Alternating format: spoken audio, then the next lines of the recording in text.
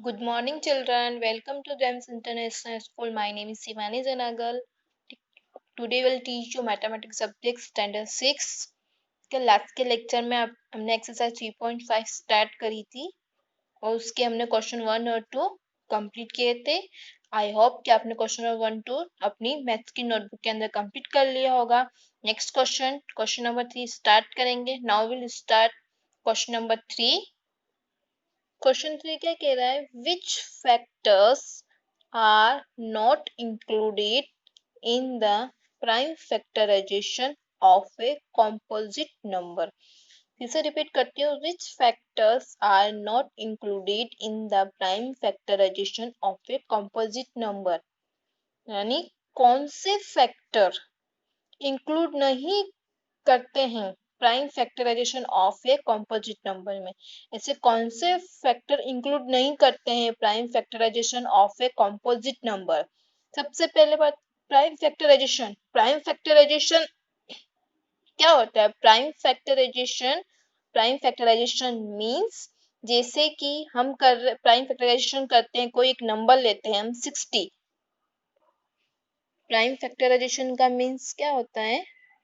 जैसे हम prime factorisation में जैसे हम एक कोई नंबर लेते हैं 60, ओके, इसके फैक्टर करते हैं हम 6 और 10।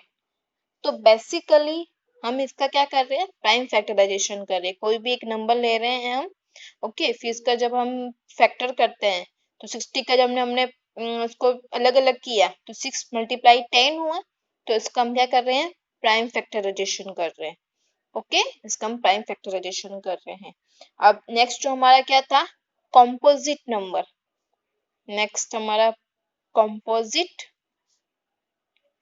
नंबर, यानी जो आपको prime factorisation of a composite number में एक्सप्लेन कर रही हूँ, ये आपका आंसर नहीं है, सिर्फ मैं आपको क्वेश्चन एक्सप्लेन कर रही हूँ अभी। Okay, composite number those number जिसके 2 से ज्यादा फैक्टर होते हैं। कंपोजिट नंबर क्या होते हैं? जिसके 2 से ज्यादा फैक्टर होते हैं कंपोजिट नंबर के। जैसे हम सपोज एक एग्जांपल लेते हैं 2, तो इसके फैक्टर क्या होते हैं? 1 और 2। जिसके ओनली फॉर 2 फैक्टर होते हैं वो तो प्राइम नंबर होता है, कंपोजिट नंबर तो नहीं है। इसके हम एक और नंबर लेते हैं 6, जिसके फैक्टर 1 और 6 के अलावा, 1 और 6 तो सबके ही होते हैं, 1 और 6 के अलावा कोई भी नंबर के 2 फैक्टर्स तो होते ही है, पर उसके अलावा अगर 2 से मोर देन फैक्टर होते हैं, जैसे 3 है और 2, तो 2 से ज्यादा इसके फैक्टर होते हैं, वो क्या होते हैं? Composite number. कौन से नंबर होते हैं वो? Composite number. जिसके अंदर ओनली फॉर 2 फैक्टर होते हैं वो क्या होते हैं? Prime number. क्या होते हैं? Prime number. तो जिसके 2 से ज्यादा फैक्टर होते हैं वो कॉम्पोजिट नंबर होते हैं। कॉम्पोजिट नंबर के अंदर जब हम एक्सपेंड करते हैं तो उसके अंदर 1 को इंक्लूड नहीं करते हैं। हम 6 को एक्सपेंड करते हैं तो उसको मैं ऐसे लिखूंगी का कॉम्पोजिट नंबर में 1 × 6 9, ठीक है। तो क्या होगा कि जैसे एक्सपेंड करूँ तो इसके अंदर 1 को इंक्लूड नहीं करेंगे। ओके, तो इसका आंसर क्या हो जाएगा? आपका जो क्वेश्चन था, आपका क्वेश्चन भी यही कह रहा है ना? आपका क्वेश्चन क्या कह रहा है कि which factors are not included in the, कौन सा फैक्टर हम इंक्लूड नहीं करते prime factorisation of a composite number में? तो कौन सा नंबर इंक्लूड नहीं करते हम? 1। तो इसका आंसर क्या आ जाएगा? क्वेश्चन नंबर 3 का आंसर क्या लिखोगे आप? 1। ओके, ओनली फॉर इसका आंसर 1 आ जाएगा, ठीक है। Next question, right the greatest 4-digit number, write the greatest 4-digit number and express it in terms of its prime factors। आपको क्या करनी है कि एक 4 डिजिट की नंबर बतानी, ग्रेटेस्ट 4 डिजिट नंबर, फिर उसका प्राइम फैक्टर्स निकालने फिर उसके नंबर के। तो ग्रेटेस्ट 4 डिजिट नंबर कौन सी होती है? क्वेश्चन 4 में ग्रेटेस्ट 4 डिजिट नंबर कौन सी होती है? ग्रेटेस्ट 4 डिजिट नंबर क्या होते हैं? Greatest 4 digit number 999 9। फिर हमें इसका ये पता चल गया कि 4 डिजिट नंबर है, तो इसका हमें क्या करना है, प्राइम फैक्टर करना है। ओके, इसके प्राइम फैक्टर करते हैं। 2 से तो जाएगा नहीं, क्योंकि इसकी लास्ट डिजिट क्या होनी चाहिए, इवन नंबर होना चाहिए। 2 भी नहीं है, 4 भी नहीं है, 6 भी नहीं है, 8 भी 0, तो 2 से तो डिविजिबल होगा नहीं। 3 से जा सकता है। देखो 9 प्लस 9 18, 18 प्लस 9 कितना होता है, 18 प्लस 9 27, 27 और प्लस 9 कितना होगा 36। तो 36 का जब 3 के अंदर डिवाइड दोगे तो उसका कंप्लीटली डिवाइड आएगा, उसमें रिमाइंडर 0 आएगा, यानी 3 से डिविजिबल है। जब हम इसका करते हैं तो 3 से जब इसका डिवाइड देते हैं तो कितना आएगा, 3 3 जा, फिर 3 3 जा, 3 3 जा, 3 3 जा। ओके, फिर हम इसका करेंगे, ये तो प्राइम आ गया, यानी अब इसका एक्सपेंड करेंगे क्योंकि इसका 1 और 3 हो जाएगा ये तो। जब हम इसका करेंगे तो क्या आएगा, 3 की टेबल में इसका 3 डिवाइड जाएगा ना, 1 1 1 1, 3 1 जा, 3 1 जा, 3 1 जा, 3 1 जा। अब इसका 3 में तो जाएगा नहीं, किसमें जाएगा, 11 में। तो जब 11 का डिवाइड इस 11 में दोगे तो कितनी टाइम्स आएगा, 11 1 0 1। ओके, इसके आगे इसका एक्स नहीं होगा, ठीक है। 101 तक स्टॉप हो जाएगा इसमें, क्योंकि 101 किसी की टेबल में नहीं आता है। फिर लास्ट में 1 और 101 ही आता है। 11 भी प्राइम नंबर हो गया, 101 भी प्राइम नंबर हो गया, 3 भी प्राइम नंबर है और ये भी प्राइम नंबर है। ओके, तो 999 के क्या हो गया factor, 3 3 11 101, 3 multiply 3 multiply 11 multiply 101। Okay, ठीक है। Next question number 5। Next question number 5. Write the smallest 5-digit number and express it in the form of prime factor। आपको 5 नंबर की कोई स्मॉलेस्ट डिजिट बतानी है, फिर उसके प्राइम फैक्टर निकालने। ओके, क्या होता है, 1 0 2 3 3 4 1 2 3 4 5 हो गया, स्मॉलेस्ट 5 डिजिट नंबर होगा ये, ठीक है ना। अब आप इसके प्राइम फैक्टर निकालो।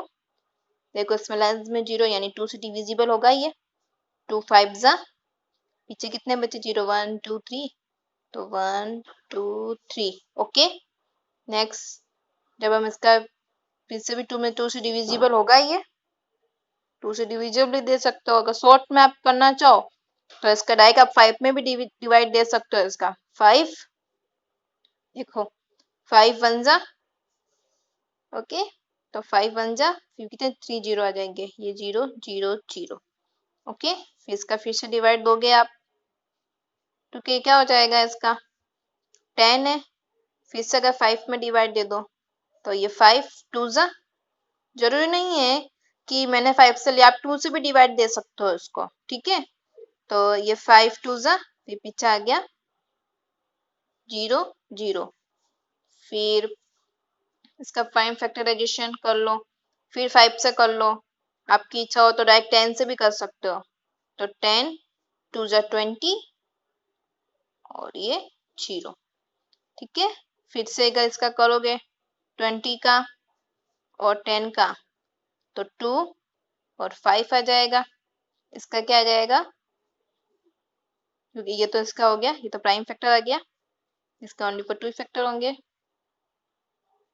इसका कर लो 2 और 10, ठीक है। फिर इसका वापस से 10 का करोगे तो कितना आ जाएगा, 2 और 5। ओके, देखो पहले मैंने इसका किया तो 2 मल्टीप्लाई 5000 आए, ठीक है। फिर मैंने 5 से इसको डिवाइड दिया तो 5 मल्टीप्लाई 10, फिर क्या 5 5 2 जा, फिर 2 नेट का क्या, तो 10 और 20 कर लिया मैंने। ओके, फिर 10 का कर लिया और ये कर लिया। अब इसका मैं मल्टीप्लाई करते हैं इसको,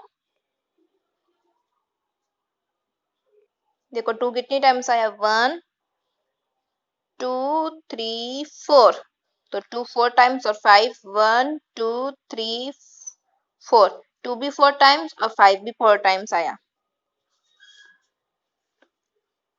तो क्या लिख दूंगी मैं 2 multiply 2 multiply 2 multiply 2 multiply 5 multiply 5 multiply 5 multiply 5। Okay, फिर से देखो 2 मल्टीप्लाई 5000, फिर 5 का मैंने एक्सपेंड किया फैक्टर के रूप में तो 5 इंटू 1000, फिर 1000 का एक्सपेंड किया 5 इंटू 200। ओके, फिर 200 को मैंने फिर से एक्सपेंड किया। ओके, 10 से डिवाइड दे दिया मैंने इसका, तो 10 टू जो ये 20 होगा, फिर 10 और 20 को एक्सपेंड किया 2 5 जा और 20 का हो गया 2 10 जा, फिर 10 का हो गया 2 मल्टीप्लाई 5, फिर लास्ट प्राइम फैक्टर आ गए, फिर मैंने प्राइम फैक्टर आ गया 2 इंटू 5 इंटू ये 5, फिर ये 2 5 2 5 और 2 5। ओके, इसके मैंने कर लिए 1 2 3 4 इतना आ गया। फिर अब इसको मल्टीप्लाई कर लोगे तो ये इतना ही आएगा इसका answer. Next question number 6, find all the prime factors of 1729 के प्राइम फैक्टर्स निकालने हैं, arrange them in the ascending order. फिर जो फैक्टर्स आएंगे उसको आपको असेंडिंग ऑर्डर में अरेंज करना है। तो now relation is any between two consecutive prime factors, फिर उसके अंदर आपको क्या करना है कि उसका रिलेशन बताना है कि इस प्राइम फैक्टर्स का। ठीक है, ठीक है, हम सॉल्व करते हैं इस क्वेश्चन को। ठीक है, तो अपना क्वेश्चन नंबर 6 स्टार्ट करते हैं, इसका सॉल्यूशन करते हैं। कौन सा नंबर था 1729। सबसे पहले हमें इसका क्या करना है प्राइम फैक्टर करते हैं। तो देखो इसके अंदर 9 है, तो यानी 2 से तो डिविजिबल होगा नहीं। 3 की डिविजिबिलिटी टेस्ट चेक करने के लिए क्या करते हैं हम इसका सम करते हैं 1 + 7 8 8 और 2 10 10 और 9 19 एंड 3 से भी डिविजिबल नहीं होगा। 4 से डिविजिबल टेस्ट करने की लास्ट की 2 डिजिट क्या 29 है, यानी 29 4 की टेबल में आता ही नहीं है। 5 की डिविजिबिलिटी क्या कहती है इसकी लास्ट डिजिट 0 होनी चाहिए और ये 5 होनी चाहिए, तो दोनों ही नहीं है। 6 क्या कहती है, देखो 2 और 3 से डिविजिबल नहीं है तो ये 6 से भी डिविजिबल नहीं होगा। अब 7, तो 7 का चेक करने के लिए हम इसमें यहाँ पे डिवाइड देते हैं 7 का 1729। अगर रिमाइंडर 0 आ गया तो ये 7 से डिविजिबल है। 7 2 जा 14, 7 में से 4 लेस हुआ 3, 7 4 जा 28, फिर 12 में से 8 लेस हुआ 4, फिर 7 7 जा 49, इसको सब्ट्रैक्ट किया तो कितना आया 0। ठीक है, यानी रिमाइंडर 0 है और इसका कंप्लीटली डिवाइड गया 2 4 7 में। तो जब इसका फैक्टर करो 7 2 4 7 में। ओके, फिर नेक्स्ट जब इसका फिर से हम फैक्टर करेंगे, एक्सपेंड करूंगी मैं इसको, तो इसका एक्सपेंड करेंगे तो 2 में भी नहीं जाएगा, 3 में भी नहीं जाएगा, 4 5 6 नहीं जाएगा, और 7 में भी जब मैं इसका डिवाइड दूंगी तो देखो 7 3 जा 21 होगा, तो फिर इसमें रिमाइंडर 0 नहीं आता है। ठीक है, इसमें रिमाइंडर बच जाता है। तो इसका जब मैं 13 में डिवाइड दूंगी ना 247 का, देखो 247 का इसमें जब मैं डिवाइड दूंगी तो 13 1 जा 13 13 2 जा 26, तो ज्यादा हो जाएगा, तो हम 1 टाइम देंगे इसको। 4 में से 3 1, 2 में से 1 1 और 13 9 जा कितना होता है 1 1 17 होता है ना। कितनी टाइम्स गया 1 1 17 होता है, सेपरेट कर लो तो 0 ही आएगा 19। ओके, फिर 13 और 19 तो क्या हो गए प्राइम फैक्टर हो गए, 13 और 19 तो प्राइम फैक्टर हो गए, है ना। तब जब इसको हम लिखते हैं 1729 को, तो इसमें क्या होगा 7 इंटू 13 इंटू 19। अब हमने इसके फैक्टर तो निकाल लिए, पर ये क्वेश्चन क्या बोल रहा है कि आपको इसमें रिलेशन बताना है कि कौन सा रिलेशन है, कौन सा रिलेशन है। ये क्वेश्चन ये बोल रहा है कि इसमें कौन सा रिलेशन है। सबसे पहले कॉन्सिक्यूटिव प्राइम फैक्टर आपको बताना है इसके अंदर। क्वेश्चन आपको मैं फिर से रिपीट कर लेती हूँ। क्या क्वेश्चन कह रहा है, find all prime factors of 1729 के प्राइम फैक्टर्स तो हमने निकाल लिए, arrange them in the ascending order. अब इसको इस जो प्राइम फैक्टर निकालो उसको हमें असेंडिंग ऑर्डर में अरेंज करना है। तो नाउ रिलेशन, फिर उसका जो रिलेशन होगा between two consecutive prime factors के बीच में रिलेशन बताना है आपको। ओके, तो हमने इसके प्राइम फैक्टर निकाल, सबसे पहले हम इसको देखो ये पहले से असेंडिंग ऑर्डर में अरेंज है। अब आपको इसके बीच में रिलेशन बताना है, कॉन्सिक्यूटिव प्राइम फैक्टर्स बताना है। तो कॉन्सिक्यूटिव का मीन्स क्या होता है, कंटिन्यूसली प्राइम फैक्टर। तो आपको पता है कि 1 तो प्राइम फैक्टर नहीं होता है, फिर 2 आता है, ठीक है, फिर क्या आता है 3, फिर 5 आता है, फिर 7 आता है, फिर नेक्स्ट 11 आता है, फिर 13। ऐसे ही आपके प्राइम फैक्टर्स होते हैं, कॉन्सिक्यूटिव प्राइम फैक्टर्स। तो ये 7 है, 7 का में 13 आएगा, फिर 13 में 19 ही आएगा। तो इसके बीच आपको डिफरेंस बताना है। तो 7 में से 13 जब मैं माइनस कर 13 में से 7 माइनस करोगे तो भी कितना आएगा, 6 ही आएगा। मतलब 19 में से 13 माइनस करोगे तो भी कितना आएगा, माइनस का 6 आएगा। इसमें कॉमन चीज है ये, ठीक है। ओके, तो कॉन्सिक्यूटिव प्राइम फैक्टर्स के बीच में आपको डिफरेंस क्या हो जाएगा, तो क्या लिख दूंगी इसमें मैं कि द difference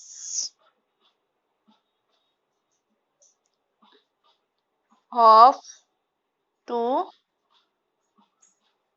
consecutive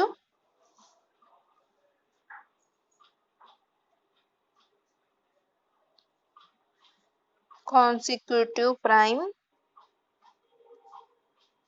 factor, कितना आ रहा है इनके कॉन्सिक्यूटिव प्राइम फैक्टर में, इनका डिफरेंस 6, ठीक है। ओके, जब हम इसको माइनस करते हैं तो उसमें 6 ही आता है ना, ठीक है। नेक्स्ट क्वेश्चन 7 हम नेक्स्ट लेक्चर में स्टार्ट करेंगे। ओके, जब तक आप क्वेश्चन 3, 4, 5, 6 आप आपकी नोटबुक के अंदर कंप्लीट कर लेना। नेक्स्ट लेक्चर के अंदर हम क्वेश्चन नंबर 7 स्टार्ट करेंगे। Okay, bye, have a good day.